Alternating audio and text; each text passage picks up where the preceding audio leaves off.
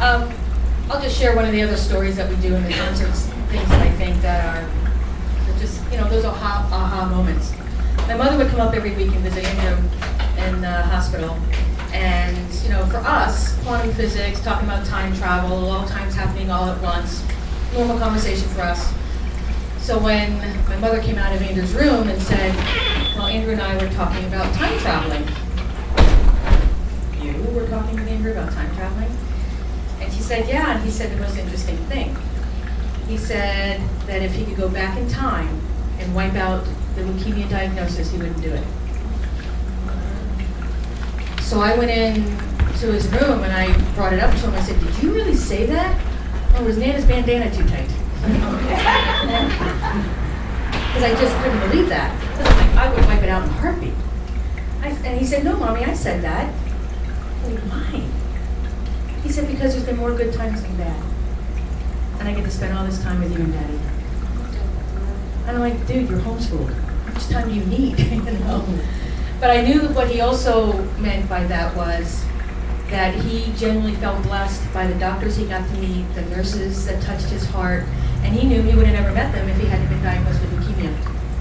So as much as people felt blessed by him, he felt just as blessed by a lot of the people at the hospital that he figured, well, I would have never gotten to meet them otherwise.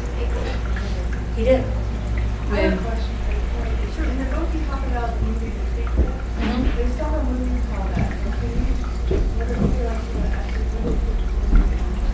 Well, and that one, yeah, was the movie The Secret, the one that was the big hoopla and all about that. And it was all about the law of attraction. So how does a boy that understands the law of attraction?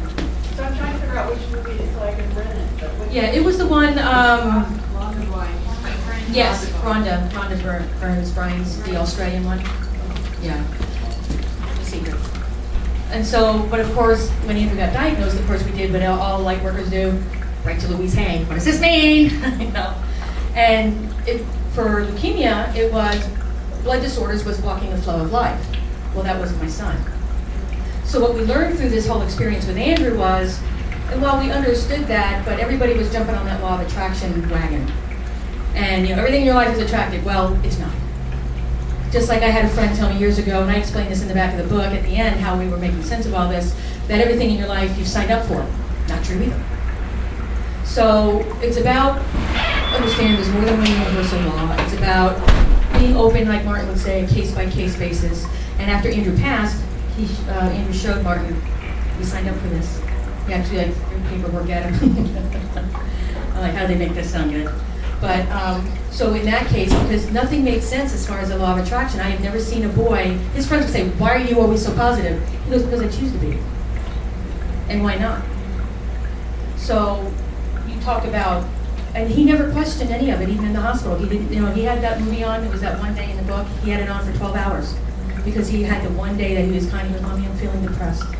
And it was when he got to the second floor, so he's probably going into like the third week. 2.5 weeks, and his friends are home from school, and he's getting chemo shot into his spine, and he can't swallow his own saliva, let alone eat. So yeah, you can have a down day. And he watched that movie for that 12 hours, and that night we had a slumber party. And he goes, Mommy, let's do the Bob Proctor exercise. I'm so happy and grateful now that. And he started writing it. And then, of course, it was hard because he had IVs in his hands and all that. So then I wrote for him. So him and I both kept coming up with ideas in between John Denver videos.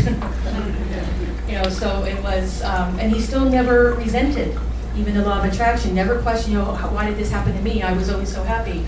I love my life. And I work at Olive Garden, so I don't become the crazy lady holding my wiener dog yelling at kids in the neighborhood. And to get me out of the house.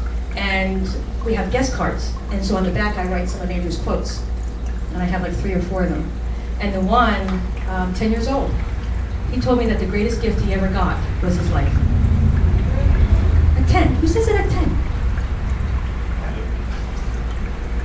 No, I sure told him.